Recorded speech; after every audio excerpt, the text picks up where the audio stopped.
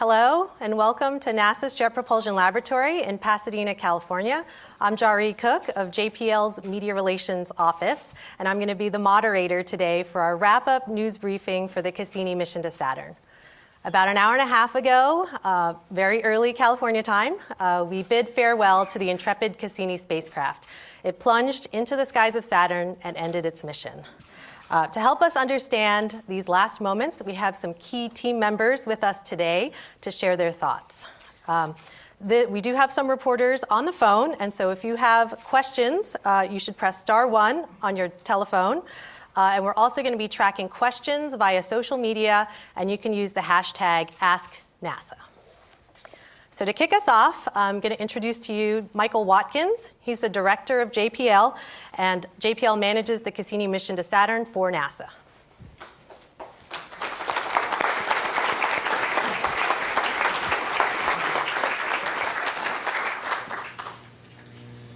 Thank you, and welcome to JPL. JPL designed, built, and operated the Cassini spacecraft for NASA. And as you heard about an hour and a half ago, transmitted its final signals from Saturn and then became part of the planet that it had been studying for 14 years after a 7-year voyage, for 13 years after a 7-year voyage to Saturn. But continuing the legend of Cassini, it turned that event into an event of hope. Not an end, but really a beginning.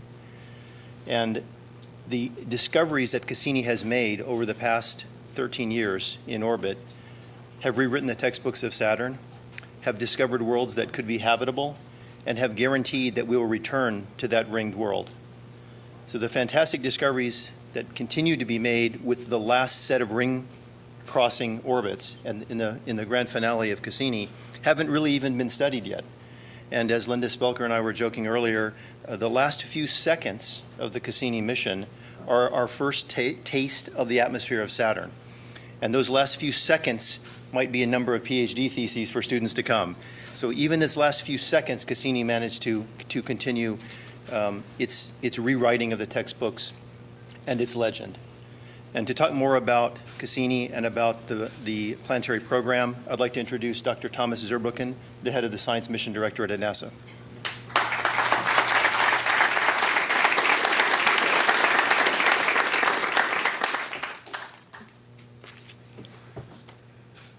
Well, we're here to discuss a magnificent mission that had an amazing end. And I want to do this starting with the big picture. I'd like to ask you to pull up the first picture. There it is. One of the most beautiful planets we can imagine. Some of the science actually kind of borders on sci-fi from time to time. We look at these images that are there and we wonder, wow, is that really how nature is? And yes, it is. Nature is really beautiful. This image, of course, taken roughly a year ago, shows the amazing planet, really the subject of the research that this spacecraft had. This is Cassini. Next picture. This is also Cassini. This is Cassini. Yes.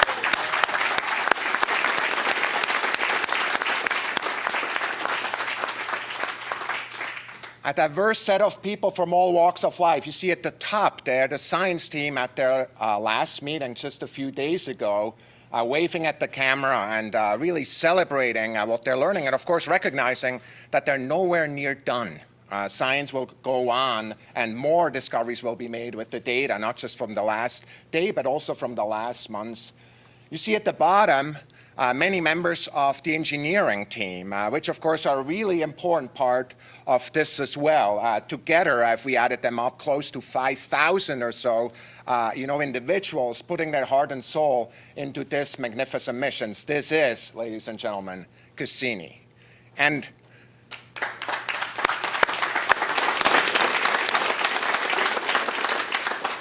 what you don't see there is that these people are representative of 26 countries or so.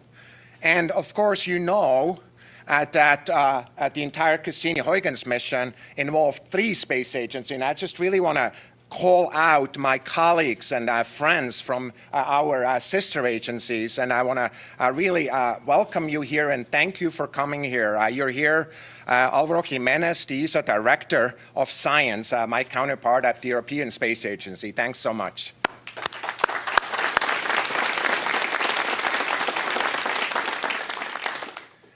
And Roberto Battiston, the president of ASI from Italy, a really important part of this design. Thanks so much, Roberto.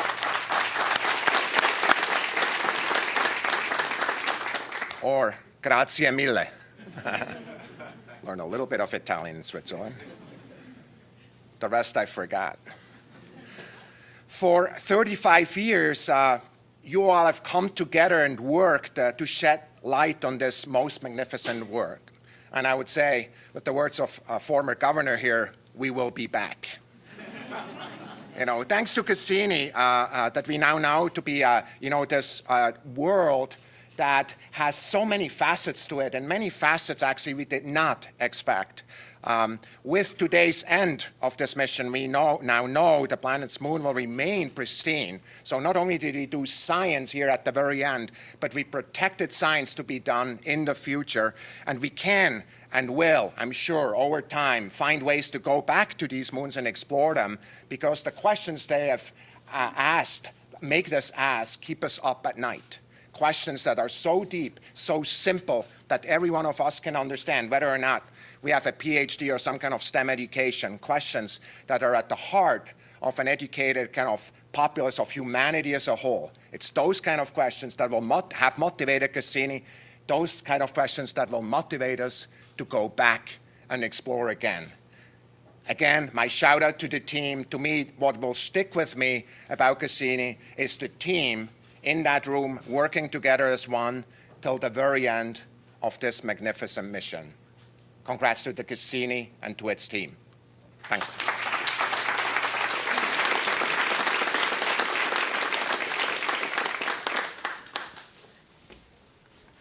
Okay, thank you, Dr. Zurbuchen. So now I will introduce our panelists for today. First, right next to me is Earl Mays, the Cassini Program Manager.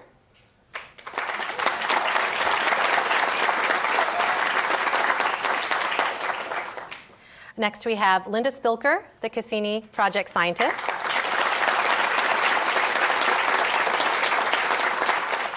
And next to her, we have Julie Webster, the Cassini Spacecraft Operations Manager.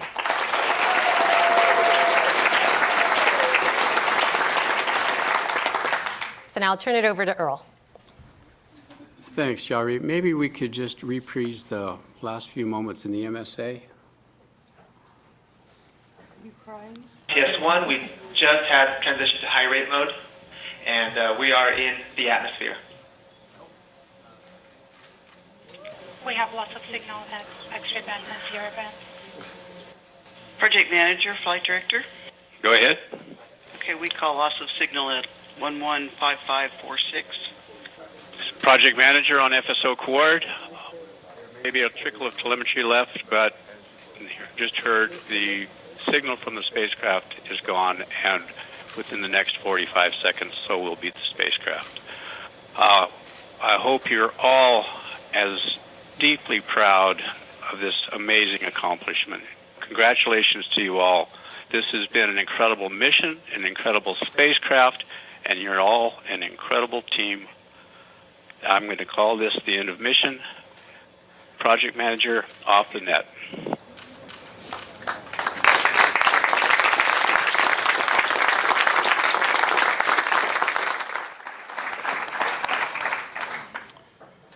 There are times in this world when things just line up, when everything is just about perfect. A child's laugh, a desert sunset, and this morning. It just couldn't have been better. And if you think about that moment where we've been waiting for this entire 7 years, everything clicked out just right. And then we can step back and say the same thing about the Cassini mission.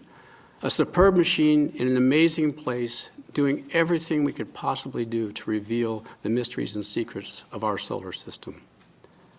This morning, a lone explorer, a machine made by humankind, finished its mission 900 million miles away.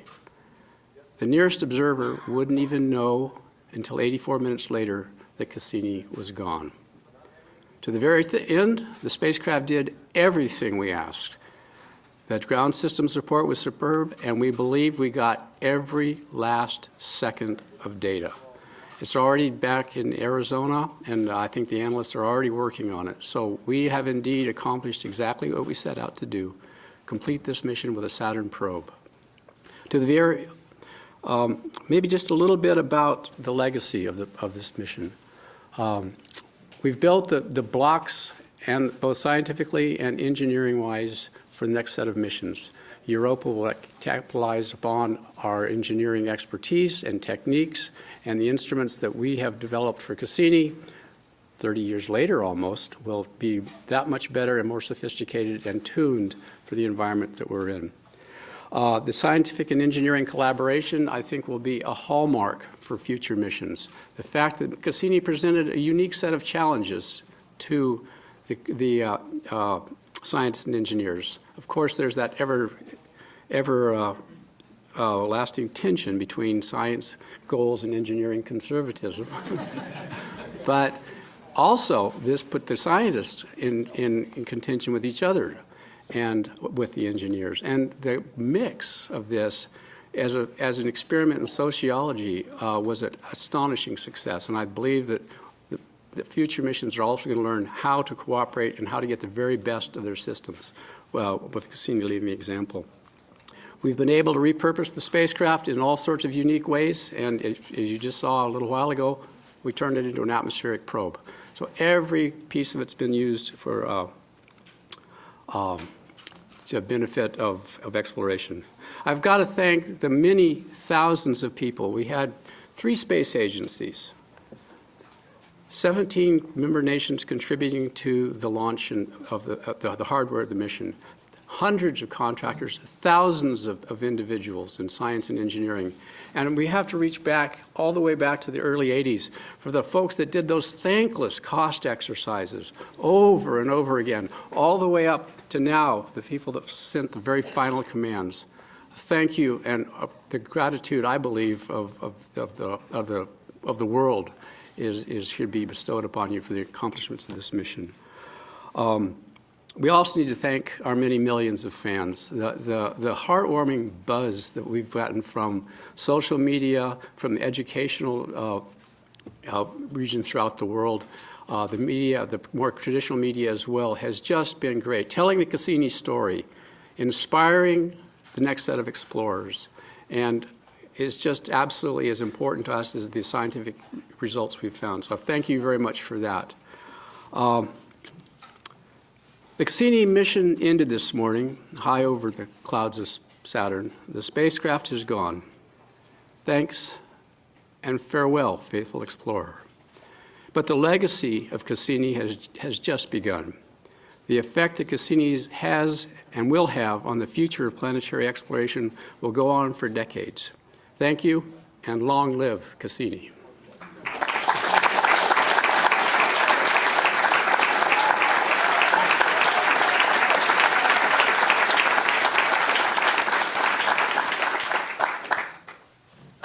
All right, next up, we have Julie Webster. Okay, thank you.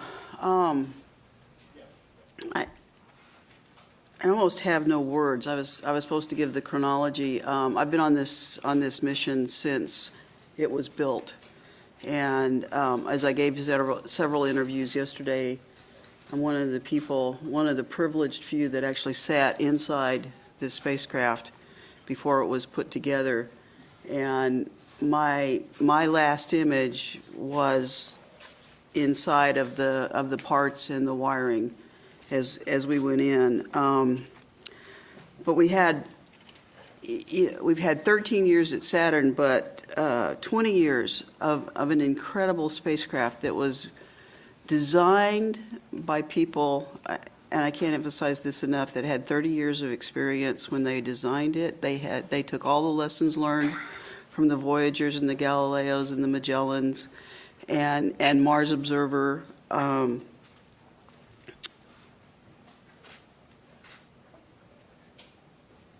built a perfect spacecraft. You know, right to the last end. The whole electronic system of the spacecraft ran at room temperature. That's an amazing accomplishment, and that speaks to all the individual engineers that built the spacecraft to last. The mission planning team and the navigation team that designed the trajectory to get the best bang for the buck with the scientists. And I remember the mission planners going back and forth with the scientists with, there was like 7 different trajectories chosen at this point. And I think the goal was to make all scientists equally unhappy. That's right. And the goal for our team, my team, and the navigation team was to make it last. And I think you saw this morning that we did. We got actually almost 30 seconds longer than we predicted. It didn't seem like it to me because it was in the flash of an eye. All night long, the minutes seemed like a long time, and then all of a sudden it was over. Cassini as a spacecraft could have gone on a long time, but it accomplished its mission at Saturn. We did everything that the scientists asked us to do, and we're really over. During that time, we traveled 4.9 billion miles. We did 293 orbits, all unique orbits around Saturn, shaped by the navigation team and by the spacecraft team, by the nav saying, point here and go change your speed this way, and the spacecraft performing it flawlessly. We did 360 burns. We planned 472 maneuvers. We executed 360, a little more than half of those on the main engine, the other half on the other part. And the last 21 weeks since April, I was a lot more nervous in April when we dove through the first time. I could barely speak, I could barely breathe when we were waiting for that signal to say that we got through inside the rings. And this last time, I have no words because it did exactly what it said it was supposed to do. Even better. Even better, even better, as it always did, I can't, at Radio Science, made the call for the end of mission, and I can't tell you guys, Radio Science they do these 30-hour long days, and I see them stay in day after day after day. Dr. Zurbuchen referred to the fact that Cassini will have questions for the scientists that will keep them up at night. Well, I no longer have a spacecraft that will keep me up at night. And I think after a few days, I think I'm going to really miss that. Yep, no doubt. And don't ask me tomorrow if I'm ready to build another one, but you can ask me next month. Earl thinks he has a hold on me for a year to write the engineering report, and we've got 20 years of test labs and flight hardware and support hardware and a team of 150 people to disperse and break down, but right to the end, it did everything. And a lot of the team is in here right now, and I want to thank again the navigation and the spacecraft team, the real-time operations that also worked the thankless hours that were the ones that called me in the middle of the night. It went perfect. It did everything it asked us to do, even when it didn't do it. It was because what we told it to do. It was our fault. It was our fault. It still was our fault. It's perfect. It's perfect. And it's, I played the Moody Blues, my wildest dreams, coming in and out of the lab the last few days. So I'd blast it in the car going home, and I'd blast it coming back in. This has truly been beyond my wildest dreams. Great. Thank you, Julie.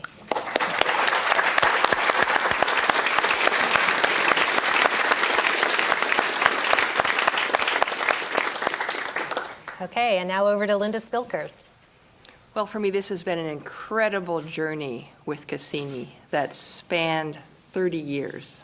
I was with the mission from when it was just an idea after the Voyager flybys, and now to see it through to the end is truly amazing. And to share that with my family, my personal family and my Cassini family, what a wonderful experience.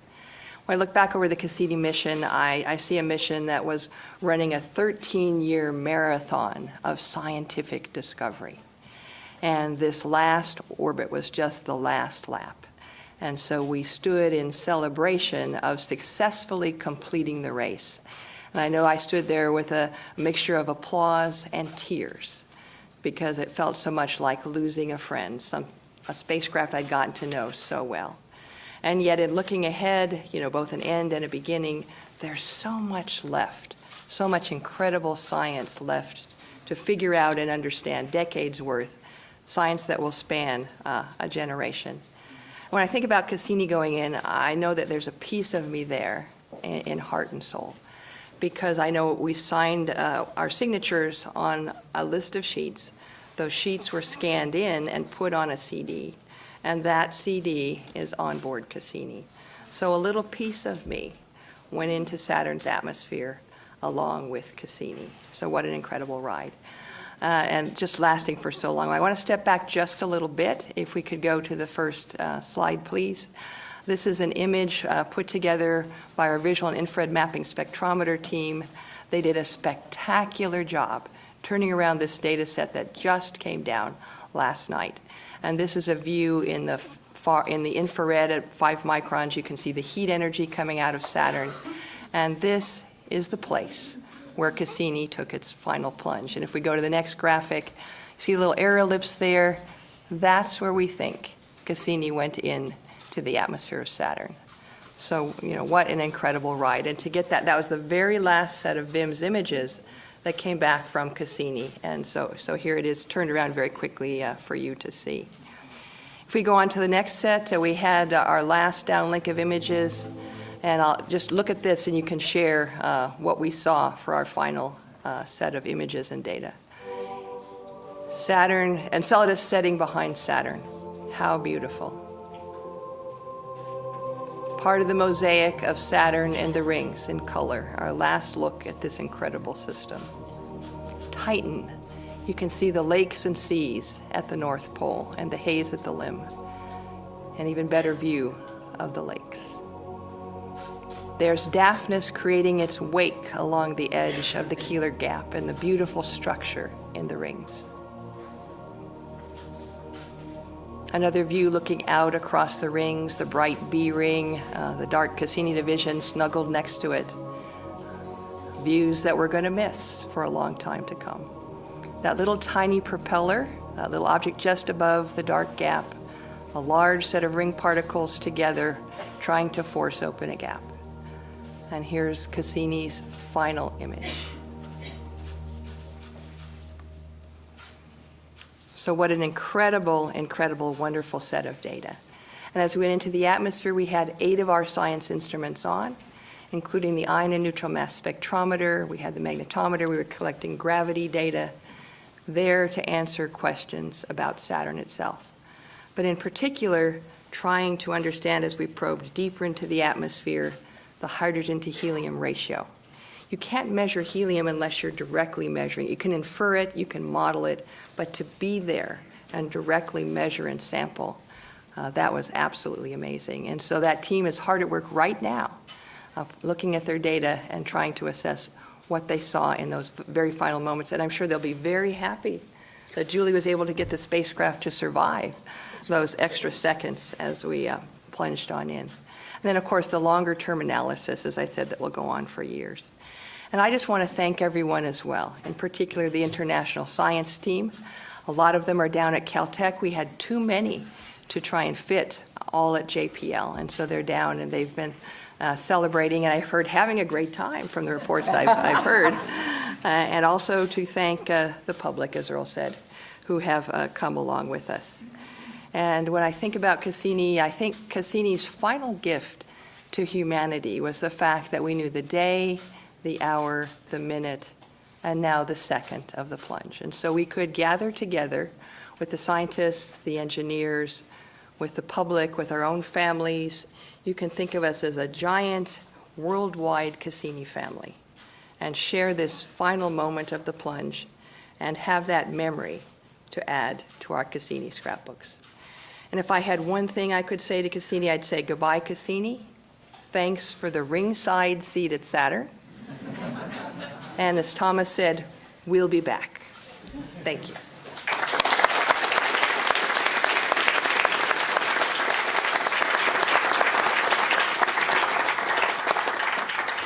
Okay, thank you, Linda. So we're now going to go into the question and answer part of our briefing. So a reminder for reporters on the phone, press *1 and you'll get put into the queue. We'll have social media questions with hashtag AskNASA. And anyone here in the room, if you'll raise your hand, we'll bring a mic around and you can stand up and ask a question. So do we have any questions here in the room? We have one right there. Hi, thank you all, and congratulations. Calicofield with Space.com. I know it was a long shot, but just wondering if any of those telescopes in the, over by Australia and in that area actually saw the flash of Saturn, of Cassini going into Saturn. I haven't heard any reports back about that yet, and it was a long shot, and maybe we'll see something. And I was wondering if you could also just mention, because you mentioned the science instruments going into the planet, how much hope do you have that those measurements are going to help you finally figure out the internal rotation rate of Saturn and the length of the day? Well, Michelle is here, and she's looking pretty grim, but I know she's going to work really hard to figure that out. Oh, we're going to get you a mic, Michelle. There you go. I mean, one of the things that we were hoping is if we take data for as long as possible on the way in, that will get us closer to the planet than anything's ever been. And we need to do that to be able to try and resolve the tilt between the dipole and the rotation axis. I'm hoping we can do it. I'm not going to promise, but ask me in 3 months' time. Give us time to analyze the data. Great. We have some other questions over here. Emily? Emily Lakdawala from the Planetary Society. We were watching two graphs right down toward the end. One of them flatlined a little earlier than the other, and the bottom one seemed to kind of go up and down a little bit. Can you tell us what was happening? What were the two different ones and what was happening there? You were watching the radio science signal, the carrier. The actual X-band carrier was the top one. That's the one that's the 8 gigahertz signal that we have our telemetry on. And the other one was a radio science signal that was coherent with that at 2 gigahertz down lower than it. So we expected that the S-band would last longer than the X. The X is when we cut off the telemetry, but because the X has a wider beam width pattern, that it would last. And you may, I don't know if Asil or Elias can answer that, you may have seen a couple of side bands coming down for the S-band. They have pretty dramatic, and you might have seen a little on the X, but it goes way down into a first null in less than a degree, and then it might have bounced up after that, but it was a sideband of S-band. Okay, sorry. Sarah. Hi, Sarah Kaplan from the Washington Post. Linda, you showed us that image of the infrared image of the spot where Cassini probably disintegrated. Can you tell us anything about that spot and sort of situate it on Saturn? Yeah, I haven't looked in any detail. Maybe Bob Brown, who's back here, do you know anything about that region of the atmosphere, Bob? Thanks, Bob. I guess I would call it a J-random Saturn atmosphere around 10 degrees latitude. We found out we had an opportunity to image that site a few months back, and because the impact took place on the dark side and because we can see in the dark, what you see there is the thermal heat image from Saturn. It's the heat leaking out of Saturn's interior. We took this shot, and luckily we got it. I'm sorry, when was that image taken? About 15 hours ago. Thank you. Okay, great. Any other questions in the room? Okay, we're going to go to the phones. We have Marcia Dunn of the AP on the line. Please go ahead. Yes, hello, thank you. I'm just wondering, if the toasts have begun yet. Is there champagne in store for the team this morning or afternoon? What's next for celebrations? Well, the science team is going to get together later this afternoon, and we're going to get together and celebrate and reminisce about the good times on Cassini. You want to talk about the flight team? Then the flight team is going to get some sleep, and we're going to get together on Sunday afternoon. But I don't think we're going to wait until then to open the champagne. Okay, well, let's go to some social media questions. Kendra? So Nancy asked, as Cassini's journey ends, what questions do you have left that you would like to see explored in future missions to Saturn? For future missions to Saturn, I think there are a lot of possibilities. One certainly involves the tiny moon Enceladus and the potential for life in that global ocean. Is there life in that ocean to go back with the instruments to sample through the plume? Titan, the potential for astrobiology in the oceans on Titan, to have something perhaps to land and figure that out. Also the source of methane in Titan's atmosphere that keeps the atmosphere as extensive as it is. The hexagon, what's keeping it going and going and going, like the Energizer Bunny, it just keeps going. Also there's questions about the rings. Can we get even closer and look at those individual ring particles to try and understand what's going on? So lots of questions remain, and that's why I say we have to go back. Let's take another social media question. Sure. Parth is asking, which is a great follow-up, what is the next probe or spacecraft that will be sent to Saturn? Ooh, we'll have to ask NASA about that, Jim Green about that. Oh, sorry, well, can we get a mic to Jim Green, please? Oh, there we go. Yeah. So I'm Jim Green. I'm the Director of Planetary Science at NASA, and currently we're conducting a competition we call New Frontiers. And in that call for proposals, we included Enceladus and Titan. So hang tight, going through the evaluations now, and by the end of the year, we'll start announcing what are some of the finalists that we'll look in greater detail at. There's also a Saturn probe mission, I think, in that mix. There's a Saturn probe, yes. Thank you very much, Linda. There is indeed Saturn already for decades in terms of being able to get into the clouds and really understand its composition and much more about it. Saturn probe was also in that list. Thank you. Right, and Cassini was really sort of a micro probe, just looking at the very top level. And so this probe would go much deeper, like the Galileo probe.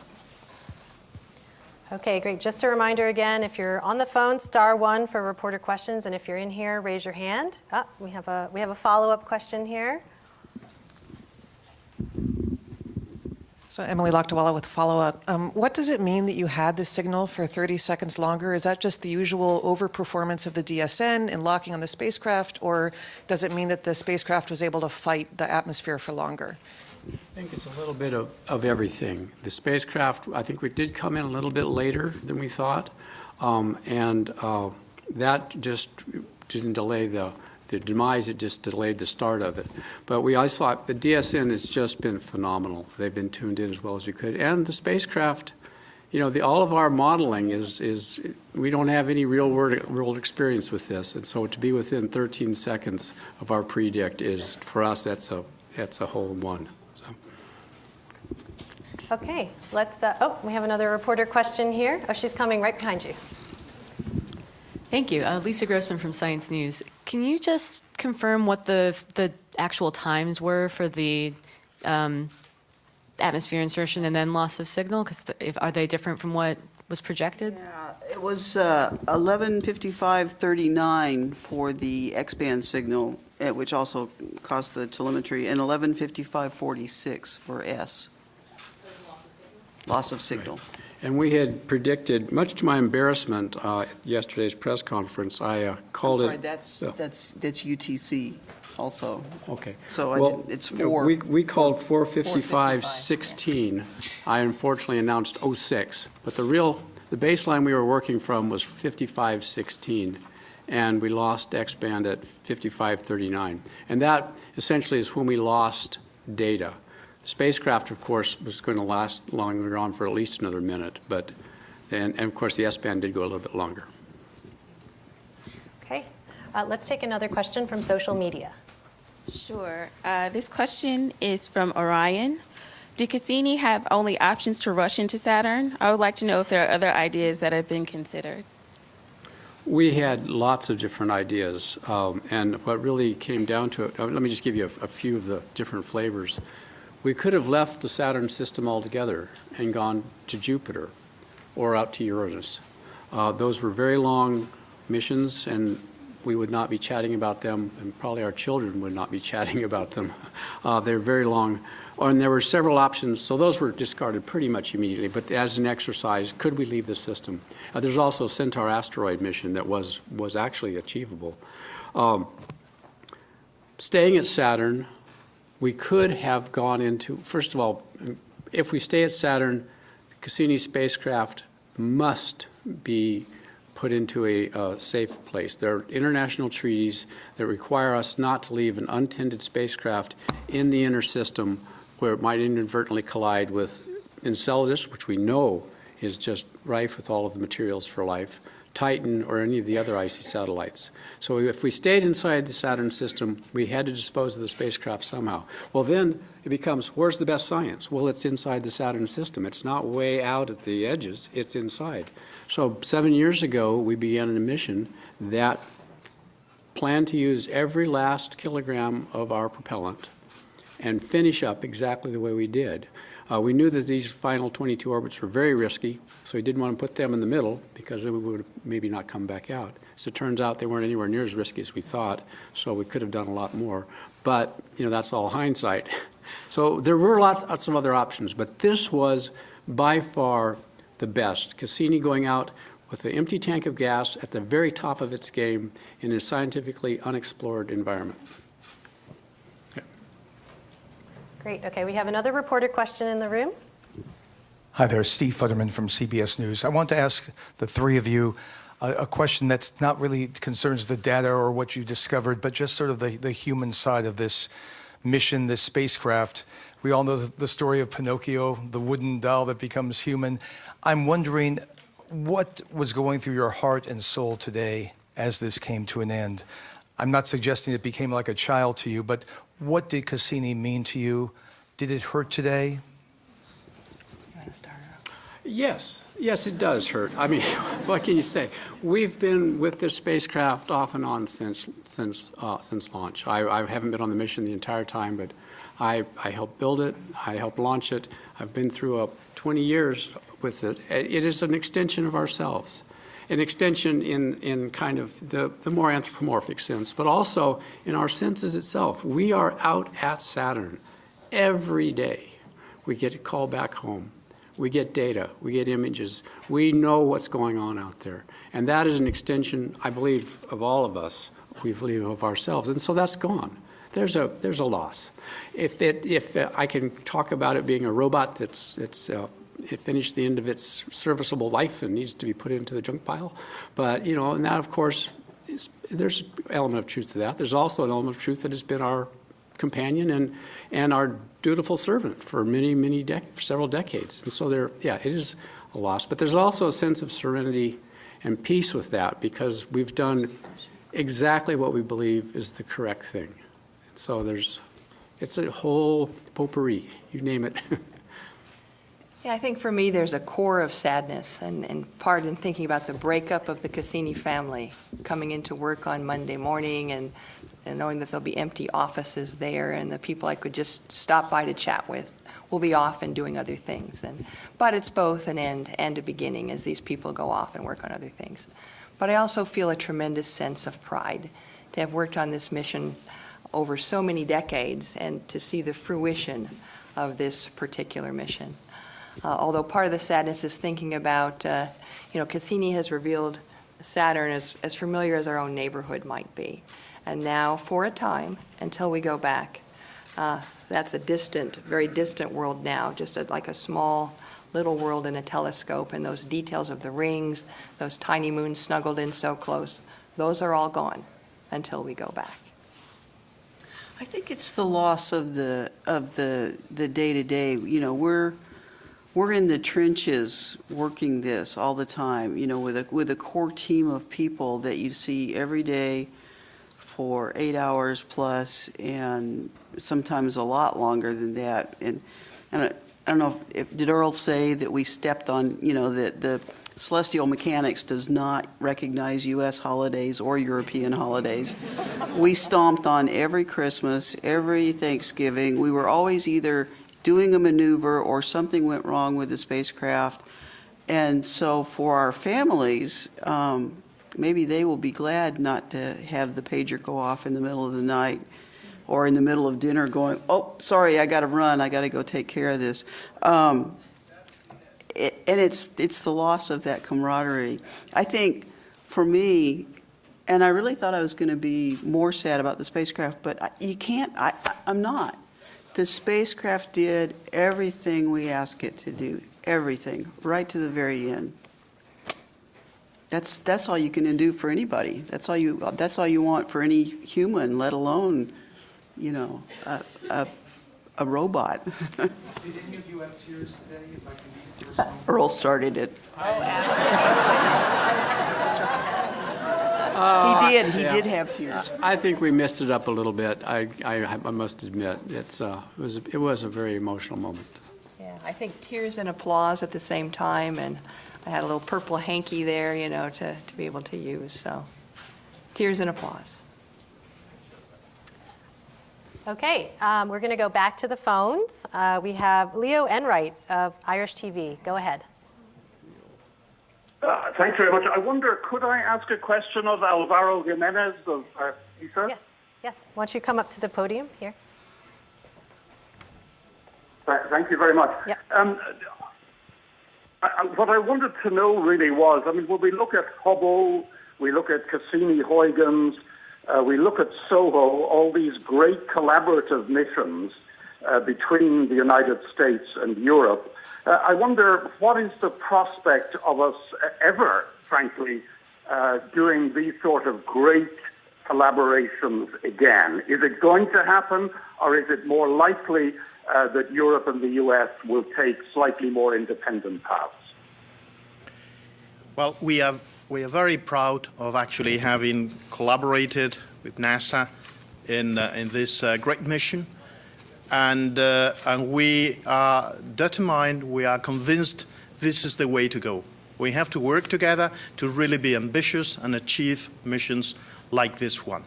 This could be in different fields. We have now, as you have mentioned, JWST to be launched. This is another great mission where Europe is deeply involved with NASA. We have the experience of Hubble. We have missions, though, and that has been a little bit of a change, where also are led by ESA, but NASA is participating also actively, like JUICE to Jupiter. And we are looking into all kinds of possibilities. Now, we would like to have more and more cooperation. And I think here we have an example to follow, which is Cassini-Huygens, where it is important to have the same goals, but also define well clean interfaces, clean management structure, how the mission is led, how is put in place, and then making it a success. So I'm really making sure, because we have, and this is something you can see in Europe and in the US, our scientists, the scientific community is totally mixed. They are working together already, regardless of what the agencies do. And if they work together, we are servicing our scientific community. We have to work together. Okay, great. Thank you. Okay, all right, thank you. Okay, so why don't we go back to social media? Sure. President Buff asked, what was the most surprising reveal? And have any of you named a child or pet after Cassini? No. No, child or pet named after Cassini. We have named some of the features in the rings after our pets. Yeah. That's true. Larry raises a very good point. Larry's with the ultraviolet team, and some of the features have been named after cats, pet cats. I I do remember hearing one of the engineers telling me that he named his daughter Phoebe after the moon Phoebe. So, okay, let's take another social media question. Jason is asking, what do you feel is the most valuable contribution of the Cassini mission to science and space exploration? Well, there are probably two answers. I'll defer the science question to Linda, but I think in terms of showing a path forward in space exploration, the techniques that Cassini has developed in astrodynamics, celestial mechanics, mission design, in engineering, and as I mentioned in my earlier remarks, in just being able to manage an extremely complex system to the ultimate of its capabilities. And I might also add the importance of a flagship, a mission that has a full suite of instruments ready to deal with whatever it finds. There's always room for the tactical missions with a focused instrument, but something that's ready to deal with whatever it finds and then go back again. And we have stories over and over again where one instrument has revealed something about Saturn or its moons, and the other instruments have all piled on. And we get from a little snippet a full picture of the entire thing. So the value of flagship, the engineering techniques and management techniques that have been exploited, I think will lead the way. Okay. I would certainly agree with Earl to have that full toolbox of instruments available to follow up on the unexpected discoveries. And as far as Cassini goes, I think one of the biggest legacies from Cassini will be the fact that we now know that there are ocean worlds not only around Jupiter, but also around Saturn. You have Enceladus, Titan, perhaps Dione, sort of opening up our view of where could we find life in our solar system. And maybe it doesn't have to be in that narrow zone, the Goldilocks zone where the Earth is, but could be elsewhere, and the implications forward for exoplanets as well. Okay, we have a couple of other questions. The gentleman in the back there. Hold on, wait for the mic. Here it comes. Hi, my name is Neville. You had on board the Cassini something that could, quote unquote, sniff the atmosphere. Was it a hope or an absolute plan that you would be able to utilize that? It was planned to use that, the ion and neutral mass spectrometer. We've used it very successfully for Titan's atmosphere, for looking in the gas from the plumes from Enceladus, and also earlier orbits where we had sort of dipped our toe into the atmosphere of Saturn. So we knew it would work and continue to work, and we just wanted to keep getting data back as long as we could to get those very last seconds, the deepest data that we could get.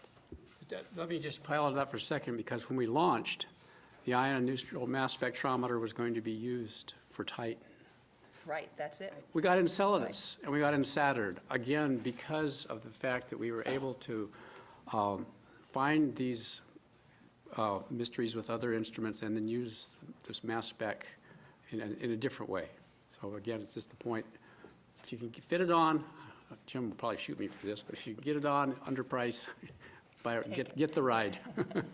And that's kind of the point of my question is you're building into these missions serendipity with the anticipation that it could maybe be used another way. Absolutely. You have to, even a very tactical mission with a single objective and a single instrument still has got to be ready to roll with the punches or the surprises. It's just that Cassini happened to be so superbly built for that, because if you see something with one instrument, then the entire might and majesty, the entire spacecraft can be brought onto it and reveal it. And Enceladus, I don't have the time to go into the story of how many instruments it took to reveal that entire story. It's the entire spacecraft. I think it took every instrument on the spacecraft working together to reveal what we know today about Enceladus. So, every single one.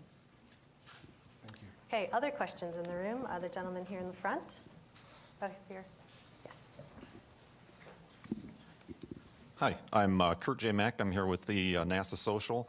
A lot of the pictures from Cassini were uploaded online in real time, the raw images, and were taken by amateurs and people online and stitched together and almost finished before the scientists got a chance to do so. I wonder if that was an expected outcome and if that impacts the way and the decisions made during the mission and perhaps future missions for such images. We love it. We love the amateurs to get out there. In fact, I think Emily Lakhtawala here was one of the first to put together a movie of Enceladus setting behind Saturn. I think I saw it last night, so she got those images and put them together right away. We love it. That's what we want to do, is involve the community. There's a small community that's been doing this to us for years, and so we don't even try to get ahead of them anymore. We are scooped the minute, and that's what Cassini's always been about. Get the images out. It was a decision from NASA a long time ago. As soon as they're on the ground, everybody gets to see them, and then do what you will. And we've got some great graphics. They're better than ours sometimes. And faster. I have to be careful about that. They're faster. They're faster than ours, you know, and so it satisfies that need for the immediacy. So. All right, well, we're reaching the end of the hour here, so we're going to do a playback of the graphics that you saw in today's press briefing, including those last wonderful images that Linda showed earlier. We're also going to add some additional Saturn imagery onto the feed. So thank you, everyone, for helping us say goodbye to Cassini and to Saturn.